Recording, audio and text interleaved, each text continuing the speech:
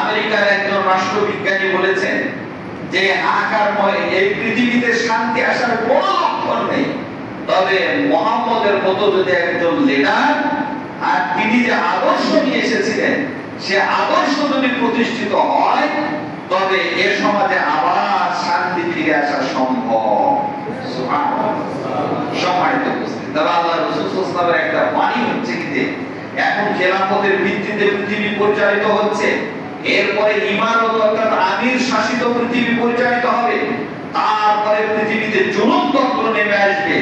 জুলুমের ধারা কি আমরা যদি লক্ষ্য করি আজকে পৃথিবীতে আমরাও কেবল পার হলাম বিভীষিকা আয়না করে সাক্ষী, বিভীষিকা আয়না কর বইগুলো পড়ে দেখুন কি বিভীষিকা অবস্থা গিয়েছে, জেল জুলুম জরিমানা এগুলা কিন্তু নৈমিত্তিক ব্যাপার ছিল। পাশে যদি আরাকানের ইতিহাসটা আমরা দেখি, আমরা যদি আজকে ফিলিস্তিনের অবস্থা দেখি, আমরা যদি আফগানের চোখে দেখার ইতিহাসের দিকে তাকাই, আমরা যদি ইরাকের দিকে তাকাই, তাহলে মুসলিম জনগণের আত্মবাদ সারা পৃথিবী ভারী হয়ে যাচ্ছে। আর মায়েদের যখন সন্তান জন্মের সময় আসে, ব্যথা ওঠে, কষ্টকর একটা অবস্থা আসে, তারপরে একটা ফুটফুটে সন্তান তারা পেয়ে থাকে।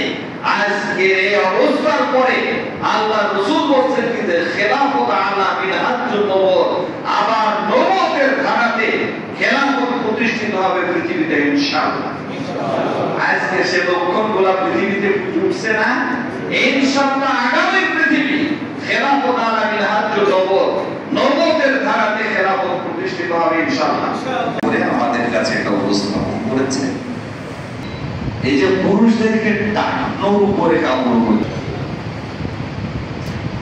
আধুনিক বিজ্ঞান বলছে কেন যে